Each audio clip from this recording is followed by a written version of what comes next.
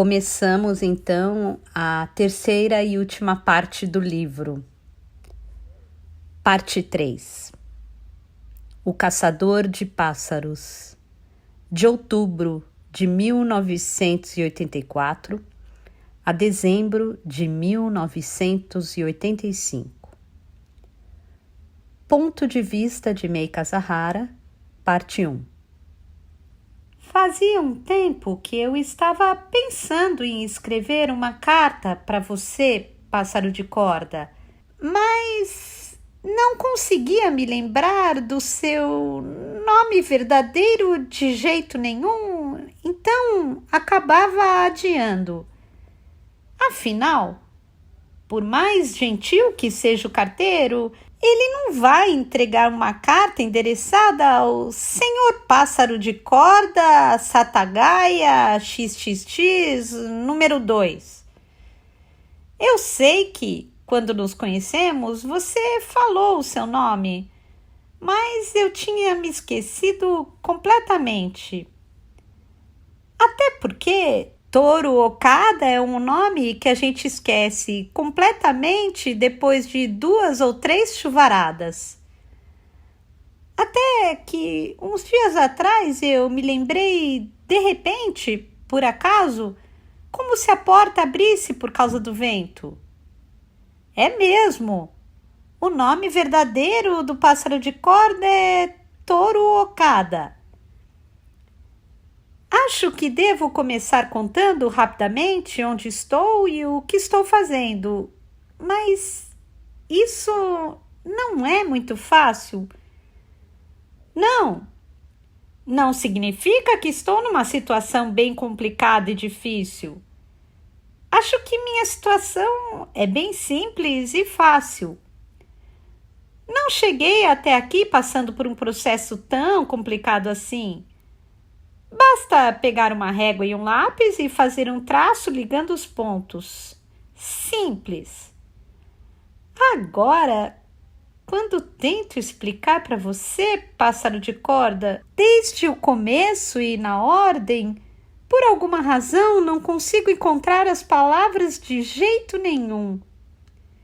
Dá um branco total na cabeça, como um coelho clarinho em dia de neve. Como posso dizer? Explicar uma coisa simples para alguém não é nada simples, dependendo do caso. Por exemplo, afirmar que a tromba do elefante é bem comprida pode se tornar uma grande mentira, dependendo do momento, não acha? Foi isso que descobri agora há pouco, depois de tentar escrever a carta para você e gastar muito tempo e papel. Foi uma grande descoberta para mim, como Colombo descobrindo a América. Bom, não quero fazer mistério, mas digamos que agora estou em algum lugar. Era uma vez, em algum lugar. Estou escrevendo esta carta num pequeno quarto com uma carteira, uma cama, uma estante e um armário. Todos os móveis são pequenos, simples e sem ornamento, e a expressão estritamente necessária se aplica bem. Sobre a mesa há uma luminária, uma xícara de chá, o papel de carta que estou usando agora e um dicionário. Na verdade, dificilmente uso dicionário. Sabe, não gosto muito de dicionários. Não gosto da aparência nem do conteúdo. Toda vez que consulto um dicionário, faço uma careta e penso: não perco nada não sabendo disso mesmo. Uma pessoa como eu não vai se dar bem com o dicionário, certo? Só para dar um exemplo, a definição de transição. Mudança de um estado para outro. Bom, isso não é da minha conta, não é mesmo? Então, quando vejo um dicionário na minha mesa, a sensação que tenho é a mesma de quando vejo um cão desconhecido entrar no quintal de casa e fazer cocô no gramado. Mas, como achei que poderia precisar do dicionário quando fosse escrever essa carta para você, resolvi comprar um contrariada. Tenho também uma dúzia de lápis bem apontados e alinhados na mesa, novinhos em folha, que acabei de comprar na papelaria. Não é para você ficar todo convencido, mas só comprei para escrever a carta para você, pássaro de corda. Lápis novos e bem apontados dão uma sensação muito boa, não é? Tem também cinzeiros, cigarros e fósforos na mesa. Estou fumando bem menos do que antes, mas às vezes dou umas tragadas para espairecer. Estou fumando agora mesmo. Isso é tudo o que tenho na mesa. Na frente dela há uma janela com cortina. A cortina é uma graça e tem estampa floral, mas não ligue para ela. Não foi escolha minha, já estava no quarto. Com exceção da cortina com estampa floral, é um quarto de aparência bem simples. Parece mais um modelo de quarto de prisão para infratores primários, projetada por um arquiteto bem intencionado. Não parece um quarto de adolescente. Ainda não quero falar da vista que tenho da janela. Quero contar isso mais para frente. Não estou querendo fazer mistério, mas as coisas precisam seguir a ordem. Por enquanto, só posso falar sobre o interior deste quarto. Por enquanto. Mesmo depois que parei de ver você, pássaro de corda, pensei muito no hematoma do seu rosto, na mancha azul que apareceu de repente na sua bochecha direita. Um belo dia, você entrou sorrateiramente no poço da casa vazia dos Miyawaki como um texugo e, quando saiu alguns dias depois, estava com aquele hematoma. Ao me lembrar agora, parece mentira, mas tudo aconteceu bem diante dos meus olhos. E desde a primeira vez que vi a mancha, achei que ela representava algum sinal especial, que tinha um significado profundo que eu desconhecia. Do contrário, não apareceria um hematoma no seu rosto da noite para o dia. Por isso, em um dos nossos últimos encontros, dei um beijo no hematoma. Queria muito saber como era a textura e o sabor. Não significa que eu saia por aí todas as semanas beijando o rosto do primeiro homem que encontro. Quero contar em outra ocasião, com calma, o que senti com aquele beijo e o que aconteceu nessa hora. Só não tenho muita certeza se vou conseguir contar direito. No último final de semana, fui ao salão de beleza para cortar o cabelo depois da última aula e achei por acaso uma matéria sobre a casa vazia dos Miyawaki numa revista semanal. Claro que tomei um grande susto. Bom, não costumo ler revistas semanais. Agora, como ela estava por acaso na minha frente, abri uma página qualquer e me deparei com um artigo que falava sobre a casa vazia dos Miyawaki. A reportagem me deixou muito assustada. E não era para menos, não acha? A matéria era meio confusa e claro que não falava nada sobre você, pássaro de corda. Mas confesso que pensei na hora, de repente, o pássaro de corda pode estar envolvido nessa história. Essa dúvida me ocorreu do nada, então decidi. Preciso escrever uma carta para ele. Foi nesse instante que soprou um vento brusco que abriu a porta e me fez lembrar do seu nome verdadeiro. É mesmo! O nome verdadeiro do pássaro de corda é Toru Okada. Com o tempo que estou levando para escrever esta carta, eu poderia pular o muro da sua casa como antes e fazer uma visita. Então, poderíamos conversar com calma, frente a frente, com aquela mesa tristonha da cozinha entre nós. Acho que essa seria a forma mais rápida, mas, infelizmente, não posso no momento por circunstâncias diversas. Por isso, estou sentada diante da mesa escrevendo esta carta com lápis na mão. Sabe, nos últimos tempos tenho pensado muito em você, pássaro de corda. Para falar a verdade, Sonhei algumas vezes com você. Sonhei com aquele poço também. Todos os sonhos eram insignificantes. Você não era o personagem principal, só um figurante com uma pequena participação. Logo, o sonho em si não tem nenhum significado profundo. Apesar disso, ter sonhado com você me deixou muito preocupada, mas muito mesmo. Então, como para comprovar que eu não estava errada, encontrei na revista semanal a matéria sobre a casa vazia dos Miyawaki, se bem que agora não está mais vazia. É só uma impressão minha, pássaro de corda, mas acho que comigo ainda não voltou para você, não é? E você deve ter começado a fazer alguma coisa estranha de novo para tentar recuperá-la. Imaginei isso instintivamente. Até logo, pássaro de corda. Quando eu tiver vontade, volto a escrever. Capítulo 2. O mistério da Casa dos Enforcados, parte 1. O mistério da famosa Casa dos Enforcados de Setagaya. Quem comprou a propriedade, palco da tragédia de suicídio de uma família inteira? O que está acontecendo hoje neste bairro residencial? Trecho retirado do número de 7 de dezembro da revista semanal.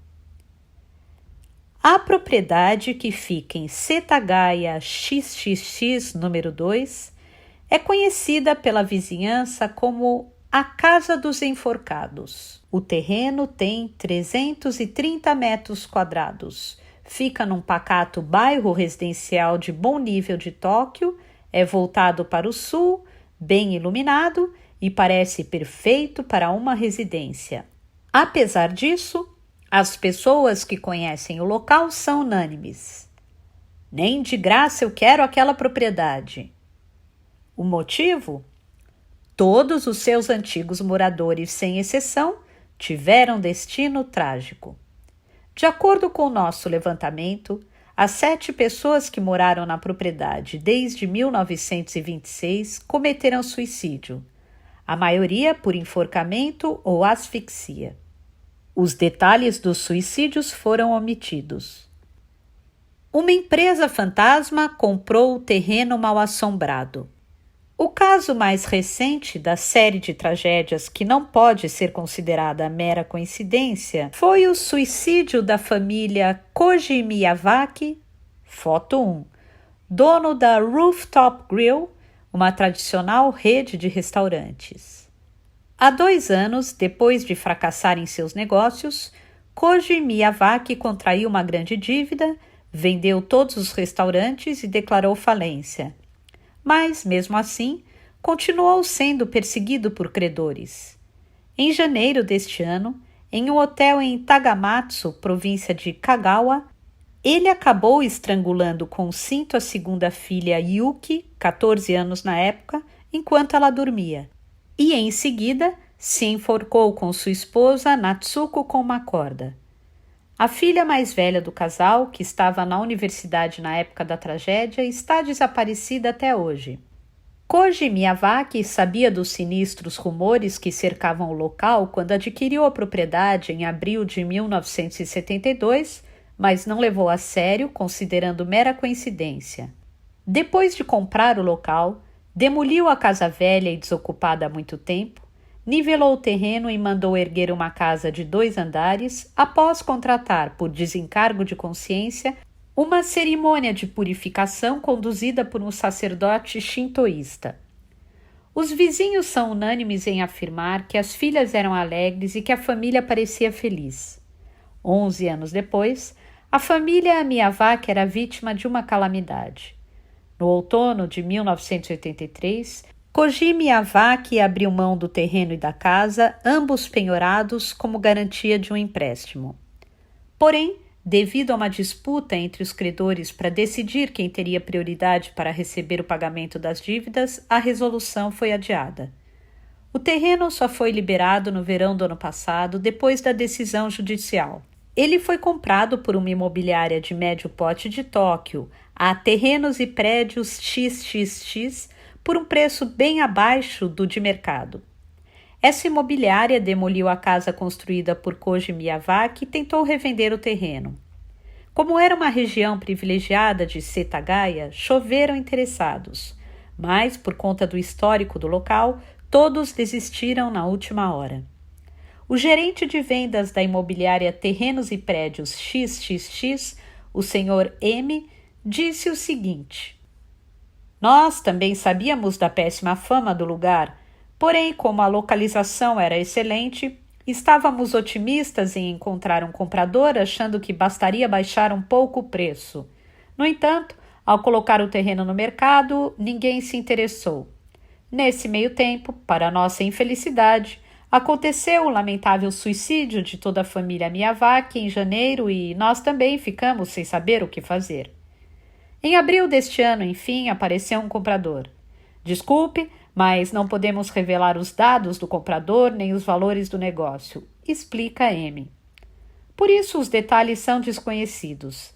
Ainda assim, de acordo com uma fonte ligada ao ramo imobiliário, parece que a Terrenos e Prédios XXX foi obrigada a vender o terreno a contragosto por um valor bem abaixo do que pagou. Naturalmente, o comprador está ciente de tudo. Não queremos enganar ninguém, então contamos toda a verdade, explicou M. Em todo caso, o mistério permanece. Quem comprou o terreno com esse histórico trágico? Não foi fácil realizar a investigação. Segundo a escritura, o local foi adquirido por uma empresa chamada Akasaka Research, que se denomina prestadora de serviços de pesquisa e consultoria econômica.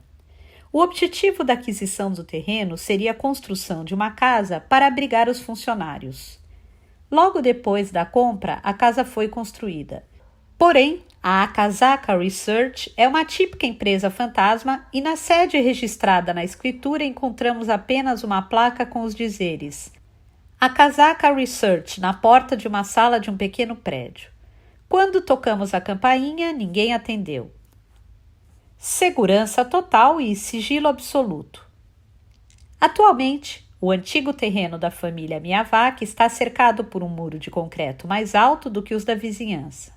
O grande portão preto de ferro parece bem robusto e não existe nenhuma fresta para espiar o interior. Foto 2.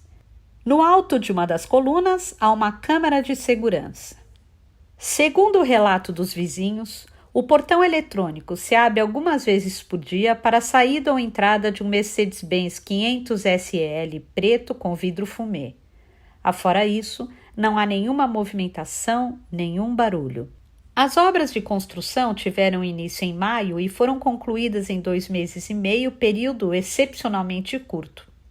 Como transcorreram do começo ao fim atrás de um muro alto, os vizinhos não sabem que tipo de casa foi erguida. Um fornecedor que entregou comida no canteiro da obra declarou o seguinte: a casa em si não é muito grande, é quadrada de concreto e lembra uma caixa. Não parece uma casa para pessoas normais levarem uma vida normal. Uma empresa de paisagismo e jardinagem estava plantando grandes árvores em todo o quintal. Acho que o jardim saiu muito caro. Ligamos para todas as grandes empresas de paisagismo e jardinagem nas proximidades de Tóquio e encontramos uma que admitiu participação na obra do antigo terreno dos Miyazaki. No entanto, essa empresa também não tinha informação sobre o seu cliente. Apenas recebeu uma lista de pedidos de uma construtora conhecida e a planta do jardim para providenciar as árvores. Segundo uma fonte dessa empresa de paisagismo e jardinagem, uma empresa de escavação de poço também foi contratada e, durante o plantio das árvores, um poço comprido foi construído no quintal. Havia uma torre de perfuração em um dos cantos do quintal para escavar o poço. Observei a obra porque plantamos um pé de caqui bem ao lado.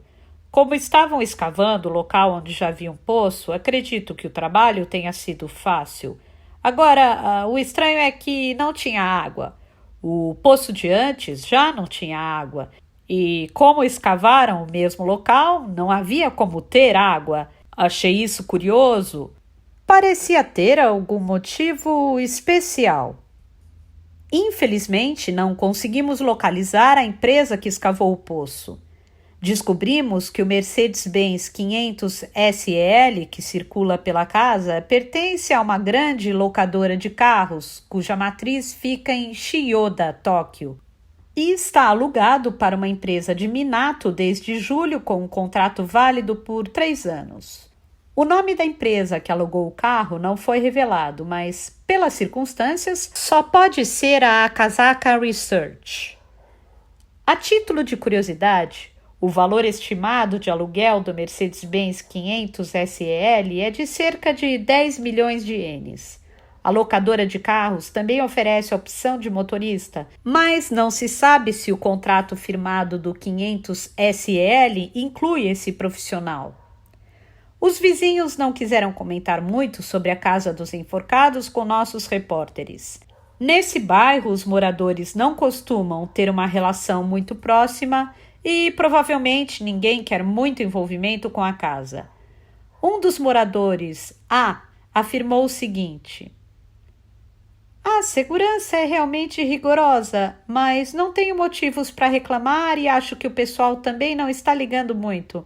Melhor assim do que ter uma casa abandonada e com péssima reputação na vizinhança. Seja como for, o mistério só aumenta. Quem é o novo proprietário do terreno? E com que objetivo esse ilustre desconhecido pretende usar a casa? O inverno do pássaro de corda. Depois do fim daquele verão estranho, não aconteceu nada que pudesse ser chamado de mudança na minha vida até o início do inverno. Os dias se passavam tranquilamente da alvorada ao anoitecer. Choveu muito em setembro. Alguns dias de novembro foram tão abafados que eu chegava a suar. No entanto, afora as mudanças climáticas, quase não havia diferença entre um dia e outro. Eu ia quase todos os dias à piscina pública para nadar, fazia caminhadas, preparava 3 refeições por dia e procurava me concentrar nas questões reais e práticas. Mesmo assim, de vez em quando, a solidão espetava com força meu coração. Até a água que eu tomava e o ar que eu respirava tinham agulhas longas e pontudas, e os cantos das páginas dos livros que eu folheava me ameaçavam com seu brilho branco, que lembrava a lâmina fina de uma navalha.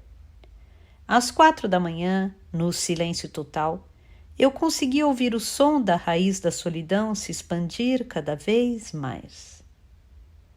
Havia algumas pessoas, poucas, que não me deixavam em paz. Os familiares de Kumiko. Eles me enviaram várias cartas. Diziam que Kumiko não podia mais continuar casada comigo e pediam que eu aceitasse o divórcio consensual o mais rápido possível, para que os problemas fossem resolvidos de maneira amistosa. As primeiras cartas foram coercivas e objetivas. Como não respondi a nenhuma delas, começaram a chegar cartas de ameaça, até que as últimas tinham um tom de súplica. Mas todas pediam a mesma coisa. O pai de Kumiko então me ligou. Não estou dizendo que sou irredutível em relação ao divórcio. Respondi, mas antes quero me encontrar e conversar a sós com Kumiko. Se eu me convencer, posso fazer. Agora, sem uma conversa, não tem divórcio.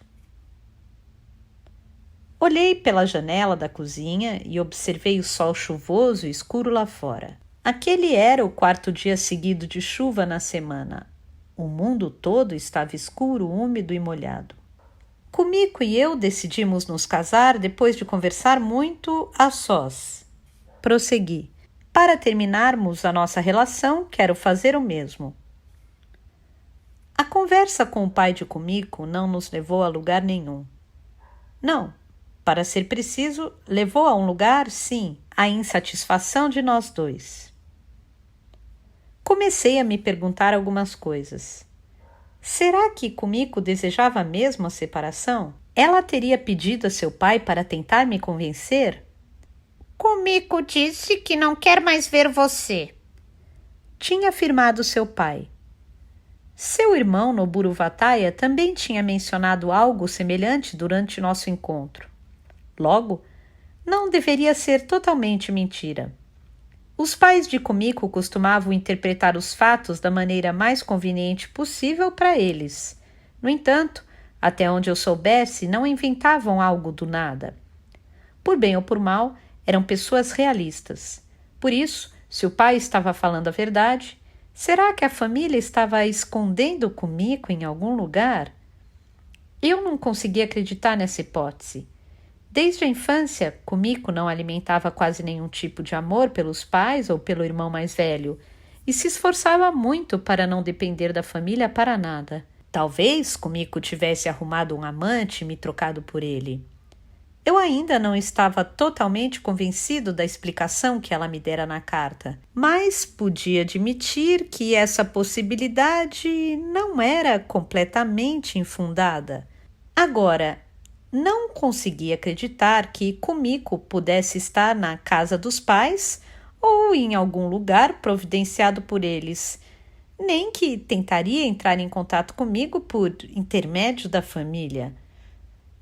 Quanto mais pensava, menos entendia o que estava acontecendo.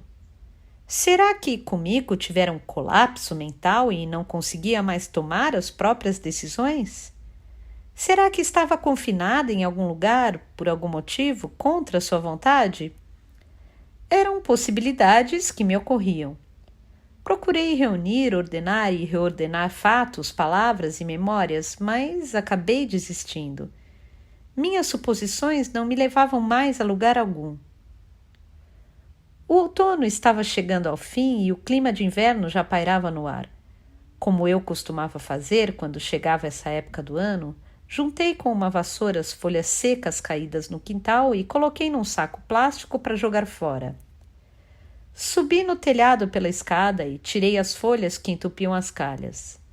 Embora não houvesse árvores no meu pequeno quintal, os vizinhos tinham caducifólias de galhos compridos que derrubavam grande quantidade de folhas quando ventava. No entanto, o trabalho de limpar o quintal não era pesado para mim. Quando ficava contemplando distraidamente as folhas secas caírem à tarde, o tempo passava sem que eu percebesse. No quintal do vizinho da direita havia um grande pé de uma árvore que dava frutas vermelhas e, de vez em quando, pássaros pousavam nos galhos e cantavam como que competindo entre si. Eram pássaros de cores vívidas que gorjeavam em sons agudos e curtos como se espetassem o ar. Eu não sabia como organizar nem onde guardar as roupas de verão de Kumiko. Pensei em me livrar de todas de uma vez, como ela tinha sugerido na carta, mas lembrava muito bem que Kumiko cuidava com bastante carinho de cada peça. Como não está faltando espaço na casa, posso deixá-las como estão por enquanto, pensei. No entanto, toda vez que abria a porta do guarda-roupa, acabava me lembrando da ausência de Kumiko. As roupas penduradas eram como restos mortais de algo que um dia já tinha existido. Eu me lembrava muito bem de Kumiko usando cada peça e algumas estavam impregnadas de recordações concretas. Às vezes me pegava olhando os vestidos, as blusas e as saias de Kumiko sentado na cama. Não sabia quanto tempo tinha passado mergulhado nessas lembranças. Talvez 10 minutos, talvez 1 hora. De vez em quando, ao olhar aquelas roupas, imaginava um desconhecido tirando as roupas de Kumiko. Imaginava mãos desconhecidas tirando seu vestido, suas roupas íntimas, acariciando seus seios, abrindo suas pernas. Conseguia ver os seios macios e as coxas brancas de Kumiko e até as mãos do desconhecido sobre elas.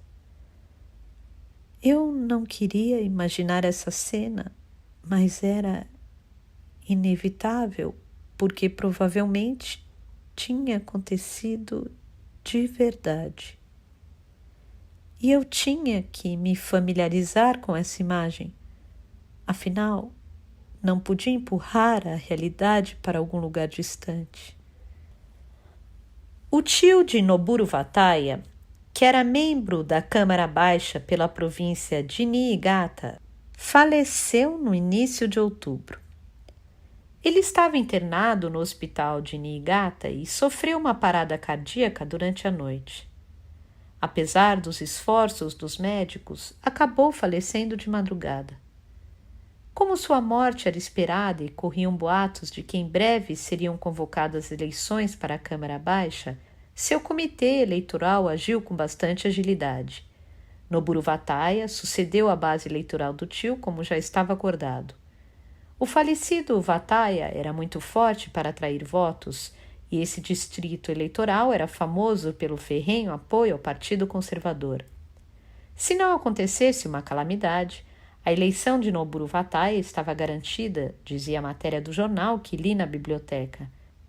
A primeira coisa que pensei quando li a notícia foi que a família Vataya ficaria ocupada durante um período e não teria tempo de se preocupar com o divórcio de Kumiko.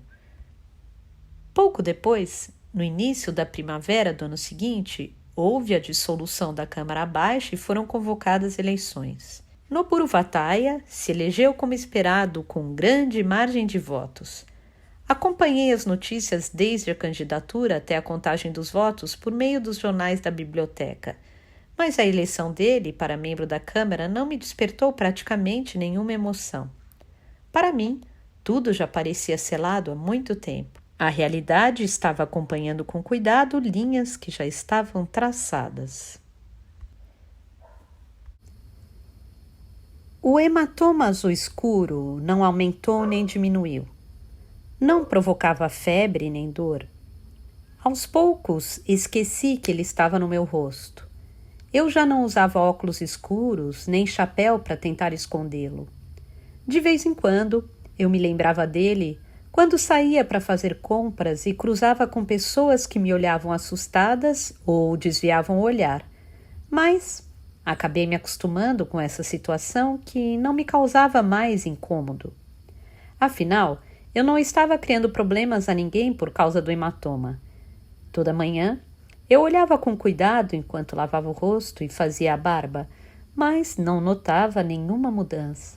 O tamanho e a cor permaneciam iguais. Poucos conhecidos notaram o hematoma que apareceu do nada no meu rosto. 4 no total.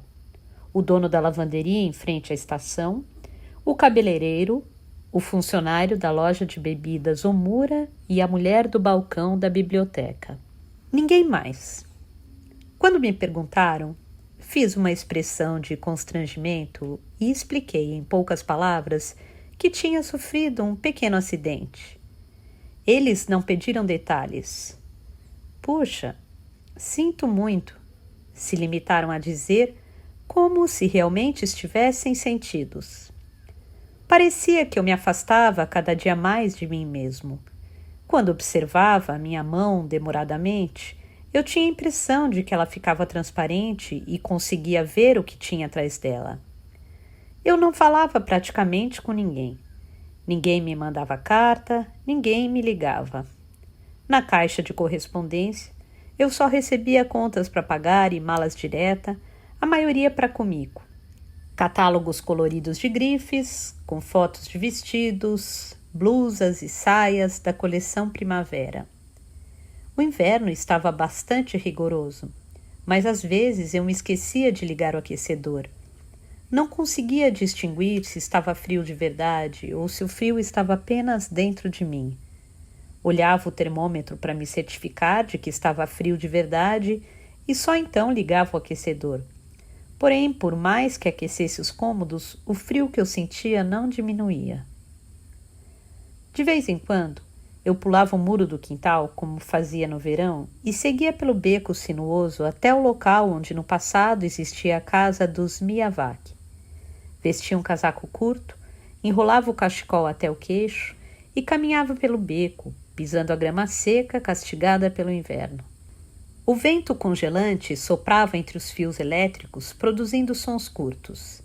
A casa estava completamente demolida e o terreno cercado por um muro alto de madeira. Eu consegui espiar o interior pelas frestas do muro, mas não havia restado mais nada dentro. Nem casa, nem pedras no chão, nem poço, nem árvores, nem antena de TV, nem estátua do pássaro. Apenas uma desoladora extensão de terra escura e dura, nivelada pelas lagartas dos tratores e algumas ervas daninhas que despontavam aqui e ali. Parecia mentira que um poço comprido já tinha existido ali e que eu tinha descido até o fundo. Encostado no muro, observei a casa de Mei Kazahara.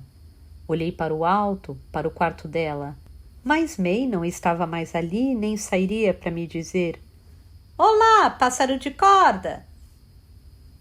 Numa tarde muito fria de meados de fevereiro, passei na imobiliária Satagaya Daishi, que ficava em frente à estação, como meu tio tinha sugerido.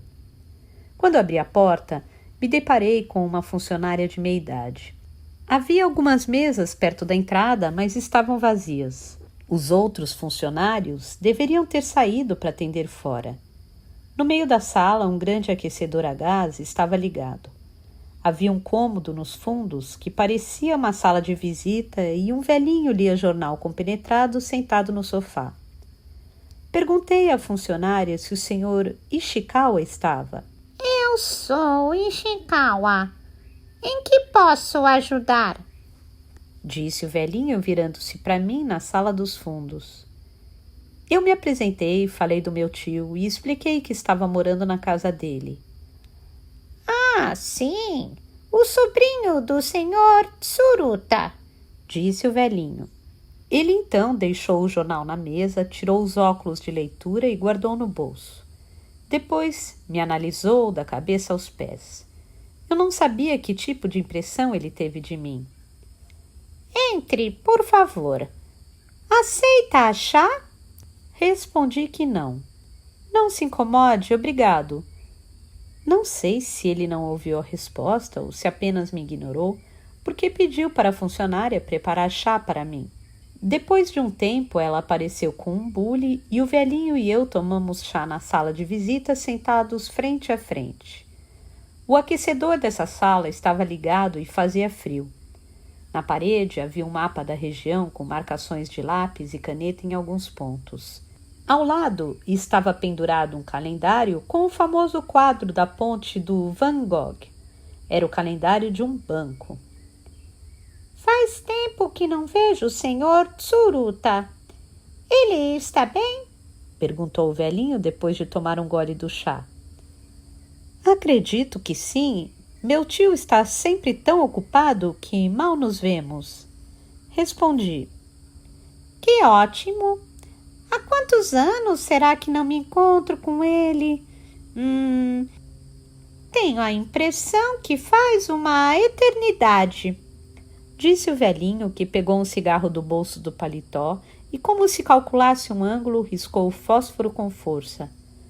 Eu ajudei seu tio a encontrar aquela casa e depois que ele saiu de lá, fiquei cuidando da locação. Que bom saber que ele está sempre ocupado. Sinal de que as coisas andam bem. Aparentemente, o senhor Ishikawa não estava sempre ocupado. Deveria estar meio aposentado, vindo à imobiliária só para atender os clientes antigos. E a casa, como está? Algum problema? Não, nenhum problema, eu disse. O velhinho balançou a cabeça. Que ótimo! Aquela casa é muito boa. Embora um pouco pequena, é boa para viver. Todos os inquilinos que viveram nela se deram bem. E você, está indo bem? Mais ou menos, respondi. Pelo menos estou vivo. Pensei. Resolvi procurar o senhor porque queria fazer algumas perguntas. Meu tio disse que o senhor conhece os terrenos da região como ninguém. O velhinho riu. Bom, realmente conheço bastante. Veja bem, trabalho no ramo imobiliário nessa região há quase 40 anos. gostaria de saber a respeito da casa da família Miyawaki, que fica na redondeza. O terreno está vazio agora, não está? Está, confirmou o velhinho, fechando os lábios como se buscasse uma gaveta na memória. O terreno foi cedido em agosto do ano passado e liberado para venda só depois que todo o imbróglio foi resolvido. Como havia muita coisa envolvida, credores, escritura, questões jurídicas, demorou muito. A empresa que comprou a propriedade demoliu a casa para vender o terreno. Como a casa estava vazia e abandonada há muito tempo, tinha perdido todo o seu valor. A empresa que comprou não é dessa região. Ninguém por aqui se interessa por aquele terreno. Você sabe o que aconteceu naquela casa? Sim, meu tio me contou. Então você deve entender o que estou querendo dizer. Quem conhece o histórico do local não vai comprar. Nossa imobiliária também não. Jamais lucraríamos em cima de alguém que não soubesse de nada. Aqui a gente não engana os clientes. Não fazemos esse tipo de negócio. Assenti, dando razão a ele. Então, que empresa comprou aquele terreno? O velhinho franziu a testa, balançou a cabeça e disse o nome de uma imobiliária de médio porte. Acho que eles não pesquisaram direito e decidiram comprar sem refletir bem, levando em conta apenas a localização e o preço. Imaginaram que a margem de lucro com a revenda seria grande. Estavam redondamente enganados. Ainda não conseguiram vender? Até aparece gente interessada, mas está difícil, explicou o velhinho, cruzando os braços. Terreno não é algo barato e quem compra pensa em construir uma casa e morar o resto da vida no mesmo lugar. Então, antes de decidir, os potenciais compradores sempre fazem uma longa pesquisa. No caso daquele terreno, o que descobrem? Várias histórias, nenhuma boa. Depois de descobrir o histórico do lugar, gente normal não compra um terreno daqueles. Já as pessoas dessa região conhecem de longe a fama do lugar. O senhor sabe o preço? O preço? Isso, o preço do terreno onde ficava a casa da família Miyawaki. O senhor Ushikawa me encarou com curiosidade. Pelo preço do mercado, o tsubo naquela região custa 1,5 milhão de ienes. A localização é excelente. Bate muito sol e é uma área perfeita para uma casa. Por isso chega a esse preço. Agora as imobiliárias estão em recessão e as vendas caíram, mas aquela região não foi afetada. Bastaria esperar mais um pouco que seria vendido pelo preço de mercado. Claro, se fosse um terreno normal, mas não é um terreno normal. Então, por mais que se espere, não vai aparecer comprador. Naturalmente, o preço vai cair. Hoje, o preço do tsubo naquele terreno está na faixa de 1 milhão de ienes. Como tem quase 100 tsubo, o valor pode chegar a 100 milhões de ienes, um pouco menos. O senhor acha que o preço vai baixar mais ainda? O velhinho assentiu com segurança. Claro que sim, vai cair até 900 mil ienes o tsubo, com certeza. Esse foi o preço que a imobiliária pagou e posso apostar que vai cair até esse preço. Aliás, eles começaram a perceber que fizeram um mau negócio e, se conseguirem recuperar o dinheiro investido, já vão se dar por satisfeitos. Agora, se pode cair mais, isso eu já não sei. Se eles estiverem precisando de dinheiro, talvez baixem mais ainda, mesmo levando prejuízo. Caso contrário, talvez esperem um pouco. Não sei como anda a situação daquela imobiliária. O que posso garantir é que estão arrependidos do negócio. Aquele terreno dá azar, afirmou o velhinho, batendo cigarro no cinzeiro. Havia um poço naquele terreno, certo? Perguntei. O senhor sabe alguma coisa do poço?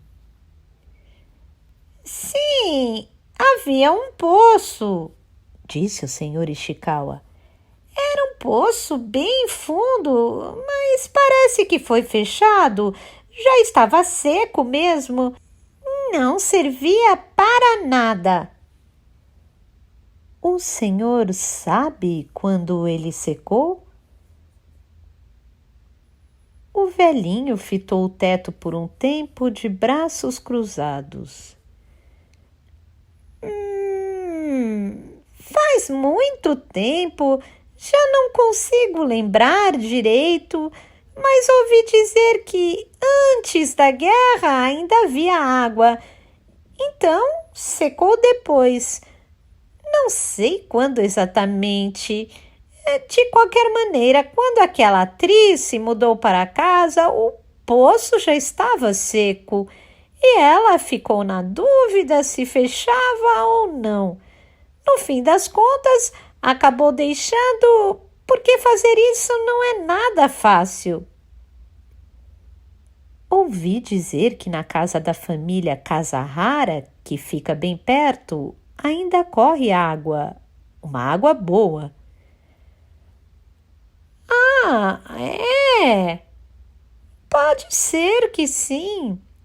Naquela região, a água é boa desde sempre por causa da geologia do local.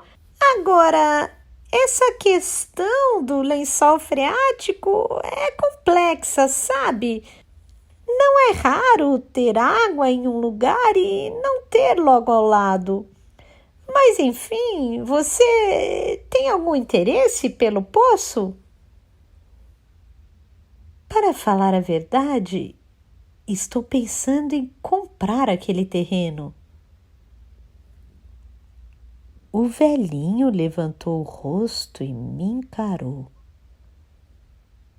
Ele pegou a xícara e tomou um gole do chá verde em silêncio.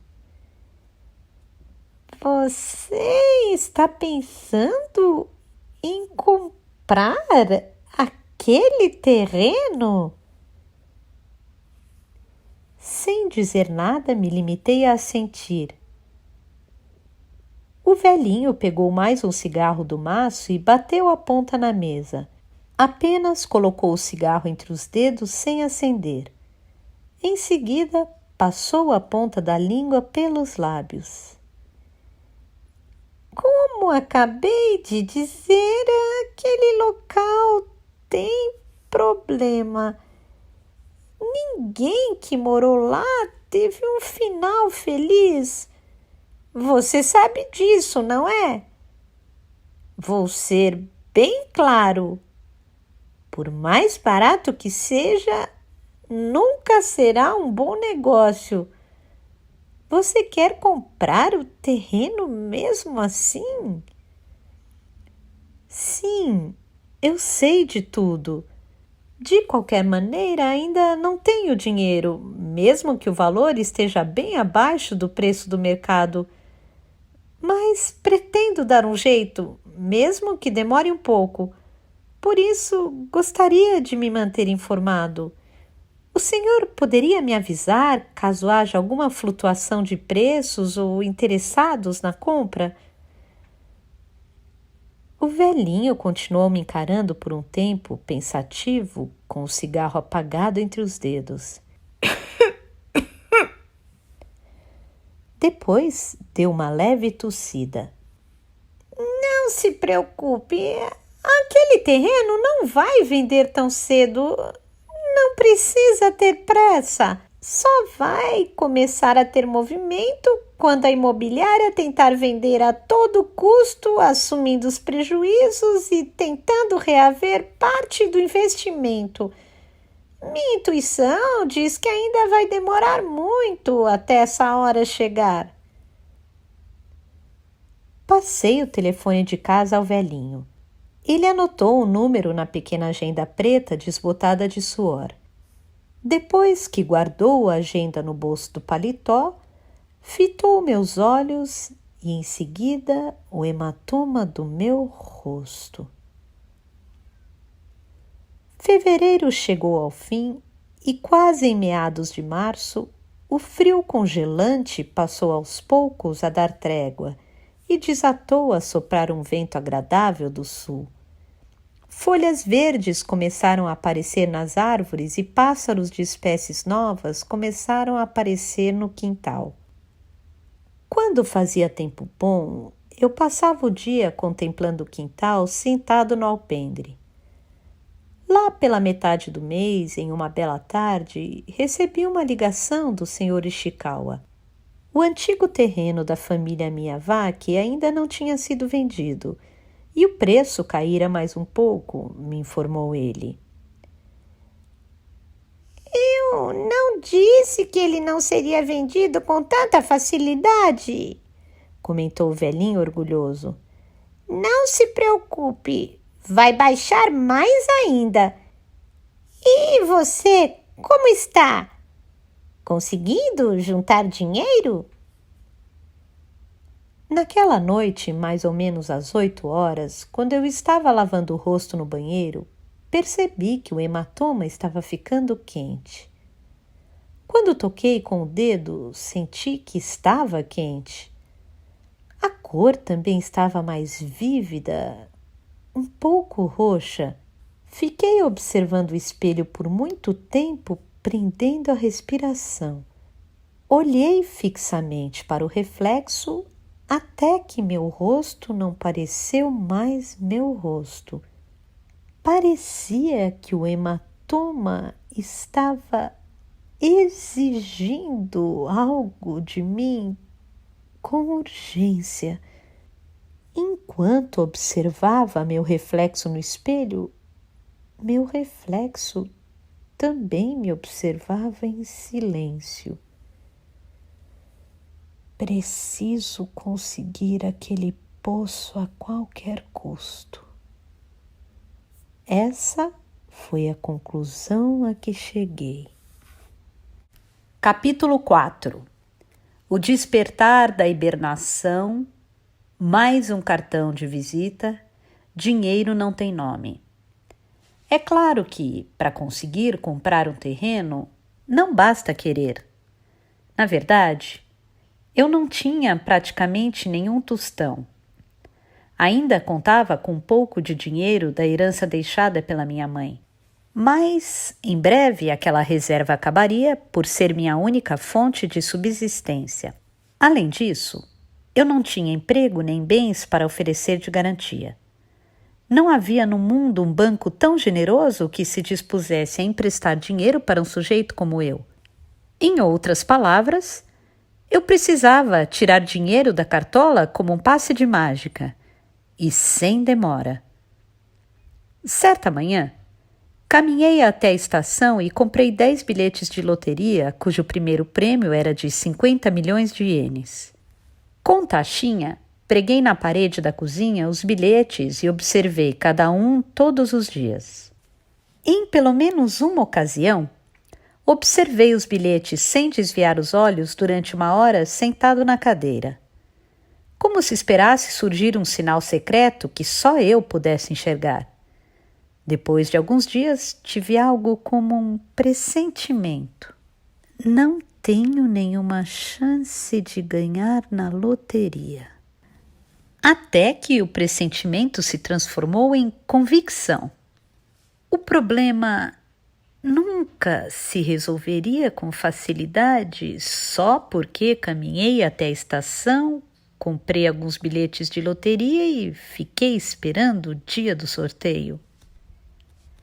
Eu precisava conseguir o dinheiro do meu próprio jeito, usando minha própria capacidade. Rasguei e joguei no lixo os 10 bilhetes de loteria. Depois fui até o banheiro e, diante do espelho, observei o reflexo do meu rosto. Com certeza deve ter um jeito, disse ao meu reflexo no espelho, que naturalmente não me respondeu. Cansado de ficar divagando dentro de casa, saí para dar uma caminhada pela vizinhança. Durante 3 ou 4 dias, fiz caminhadas a esmo. Quando me cansei de andar pela vizinhança, decidi pegar o trem e ir até Shinjuku. Assim que me aproximei da estação, tive vontade de ir para o centro da cidade depois de longa data. Não seria má ideia meditar em um cenário diferente. Aliás, fazia muito tempo que não pegava trem. Quando coloquei as moedas para comprar o bilhete na máquina, senti certo desconforto de fazer algo com que não estava mais acostumado. Pensando bem, fazia mais de 6 meses desde a última vez que tinha ido ao centro da cidade, quando havia visto e seguido o homem que carregava o estojo de violão na entrada oeste da estação Shinjuku. Eu me senti esmagado diante da multidão da metrópole que voltava a ver depois de tanto tempo. Sentia-me sufocado só de ver a circulação de pedestres e meu coração disparou um pouco. Como o pico da manhã já tinha passado, na verdade, não havia tanta gente assim pelas ruas, mas de início não consegui caminhar direito no meio da multidão, que parecia mais uma onda gigantesca que derrubava prédios e casas do que um aglomerado de pessoas. Caminhei um pouco e, para me acalmar, entrei num salão de chá envidraçado de frente para a avenida e me sentei perto da janela. Como ainda não era a hora do almoço, o estabelecimento não estava cheio. Pedi um chocolate quente e observei distraidamente as pessoas que passavam lá fora. Não sei quanto tempo se passou, talvez 15 ou 20 minutos. Quando me dei conta, estava acompanhando com os olhos os Mercedes-Benz, os Jaguar e os Porsches reluzentes que avançavam devagar pela avenida congestionada. Sob os raios de sol que havia sucedido à chuva, suas capotas brilhavam ofuscantes e de maneira excessiva como símbolos de alguma coisa. Os carros não tinham nenhum arranhão, nenhuma mancha. Está aí um pessoal que tem dinheiro? Pensei na hora. Nunca tinha me ocorrido esse pensamento. Balancei a cabeça silenciosamente, olhando o reflexo do meu rosto no vidro. Pela primeira vez na vida, eu precisava desesperadamente de dinheiro. Como o salão de chá começou a encher pela proximidade da hora do almoço, decidi sair para uma caminhada pelas ruas. Não tinha nenhum lugar para ir, só queria caminhar no centro da cidade. Andei pelas avenidas pensando apenas em não esbarrar em ninguém que passasse por mim. Virava para a direita, para a esquerda ou seguia em linha reta, dependendo dos semáforos ou do meu humor. Com as mãos no bolso da calça, me concentrei no próprio ato de caminhar. Andei pela avenida principal e passei por vitrines de lojas de departamento e grandes boutiques, pelas ruazinhas com sex shops de decoração vulgar, por avenidas movimentadas com cinemas, por um santuário shintoísta silencioso e voltei de novo à avenida principal. Era uma tarde agradável e quase metade dos pedestres estava sem agasalho. Até o vento que soprava de vez em quando era agradável. Assim que me dei conta, estava no meio de um cenário familiar. Olhei o chão azulejado, a pequena estátua e a parede de vidro que se erguia majestosa diante dos meus olhos. Eu estava bem no meio de uma praça de frente para um arranha-céu. Era o local onde tinha me postado no verão passado para observar o rosto das pessoas que passavam diante de mim, seguindo o conselho do meu tio. Tinha feito aquilo durante 11 dias, ali, sentado, e havia topado, por acaso, com aquele homem estranho que carregava o estojo de violão. Depois de segui-lo, eu tinha sido atingido pelo taco de beisebol no braço esquerdo na entrada de um prédio desconhecido. Então, após perambular por Shinjuku, tinha acabado voltando para o mesmo lugar. Como no ano anterior, comprei café e rosquinha no Dunkin' Donuts ali perto e comi sentado no banco da praça. Observei fixamente o rosto das pessoas que passavam pela minha frente. Então, comecei a sentir paz e serenidade. Não sei porquê, mas senti um conforto, como se tivesse descoberto no canto da parede uma depressão onde o meu corpo se encaixa perfeitamente. Fazia muito tempo que não observava com tanta insistência o rosto das pessoas. Depois percebi que não era só o rosto das pessoas que eu não via há muito tempo. Na verdade, nesses 6 meses, eu não tinha visto praticamente nada. Eu me ajeitei no banco e olhei as pessoas que passavam, o arranha-céu que se erguia majestoso, o alegre firmamento primaveril entre as nuvens, os outdoors coloridos e o jornal que achei por perto. Tive a sensação de que as cores voltavam aos poucos ao redor à medida que o entardecer se aproximava. Na manhã seguinte, peguei de novo o trem e fui a Shinjuku. E sentado no mesmo banco de praça, observei o rosto das pessoas que passavam. Na hora do almoço, tomei café e comi uma rosquinha. E voltei para a casa de trem antes do horário de pico da tarde.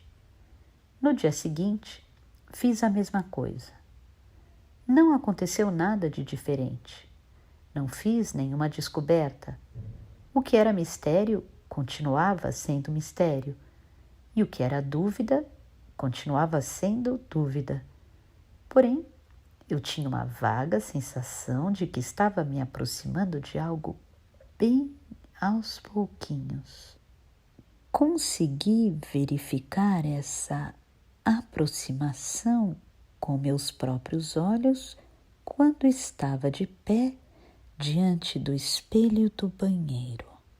O hematoma estava mais quente e a sua cor ainda mais vívida. Esse hematoma está vivo. Percebi certa hora. Assim como estou vivo, esse hematoma também está. Continuei com a mesma rotina por uma semana, como no verão passado. Todos os dias pegava o trem depois das 10 da manhã, ia a Shinjuku, me sentava no banco da praça do arranha-céu e ficava o dia inteiro observando as pessoas que passavam pela minha frente sem pensar em nada. De vez em quando, o som da realidade se distanciava de mim e desaparecia por algum motivo. Nessas horas, apenas o som profundo e silencioso de uma corrente de água que corria chegava aos meus ouvidos. De repente, me lembrei de Malta Cano. Se não me engano, ela tinha falado alguma coisa sobre ouvir o som da água. Era o tema central de sua busca, mas não conseguia lembrar o que Maltakano tinha falado exatamente. Já não conseguia mais me lembrar nem do rosto dela. Só conseguia me lembrar da cor vermelha do seu chapéu de vinil. Por que será que ela sempre usava um chapéu vermelho de vinil?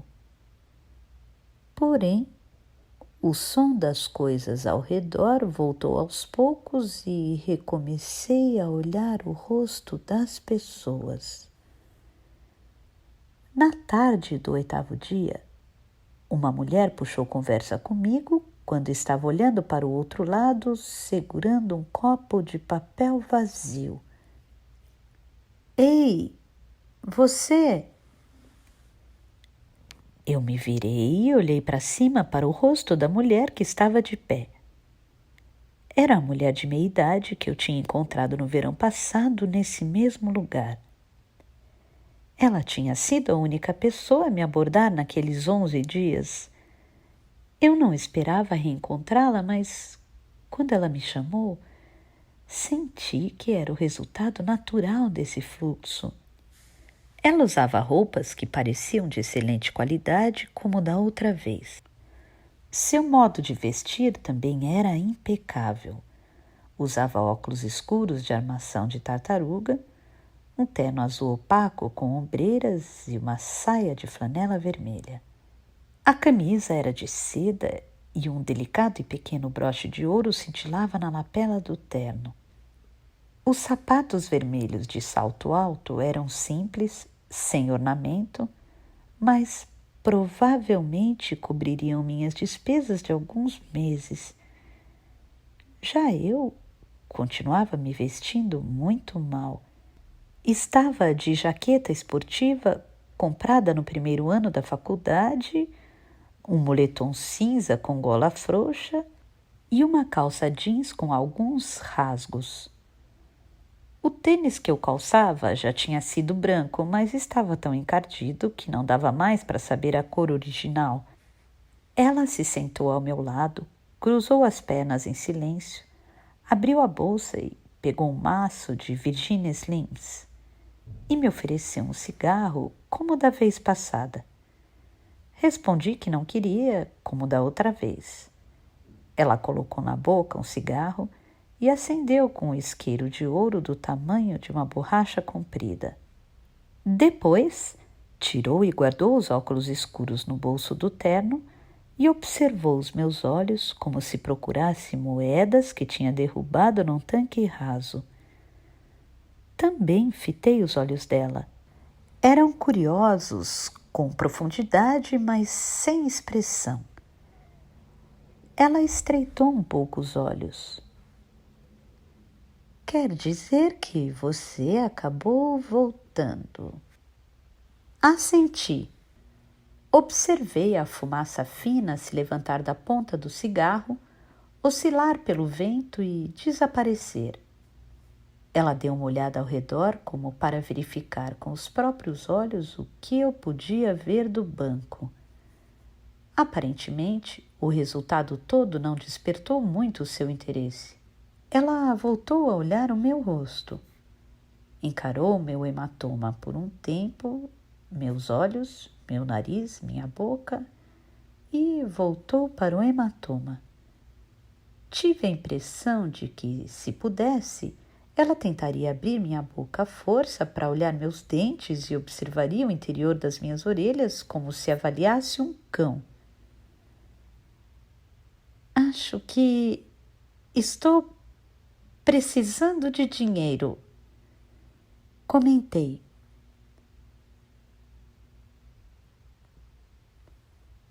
Ela fez um breve silêncio e perguntou: quanto? Acho que bastam uns 80 milhões de ienes. Ela parou de me encarar e ficou observando o céu. Parecia que estava fazendo um cálculo mental, como se adicionasse aqui, diminuísse ali, transferisse acolá. Nesse meio tempo, fiquei observando a maquiagem dela, a leve sombra dos olhos, que parecia uma sombra tênue da sua consciência, a suave curva dos cílios, que parecia símbolo de alguma coisa. Ela torceu de leve os lábios. Não é uma quantia pequena. Para mim, é uma quantia exorbitante.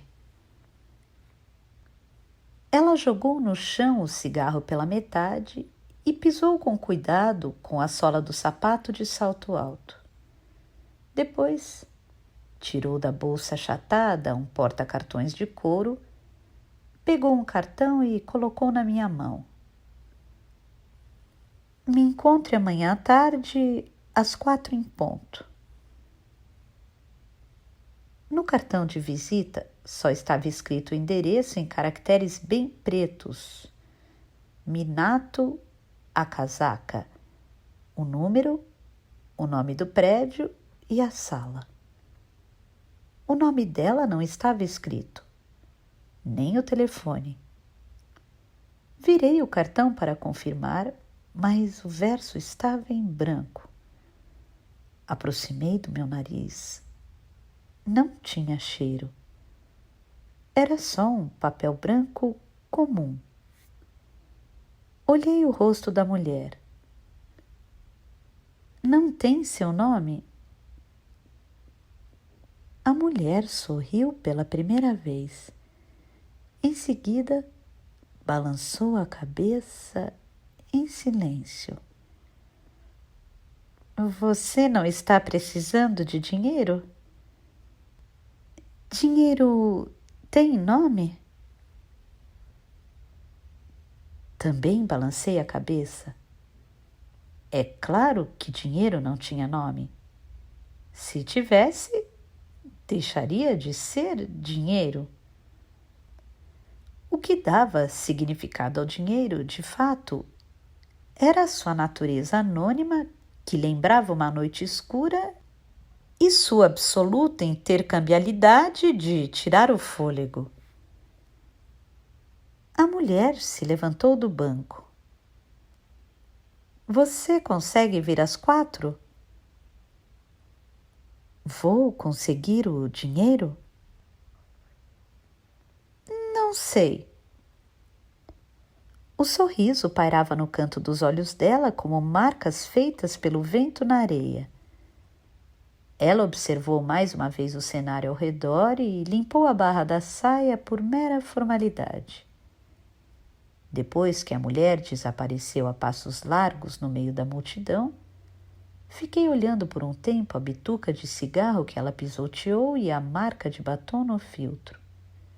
O vermelho vívido me fez lembrar o chapéu de vinil de Malta Canu.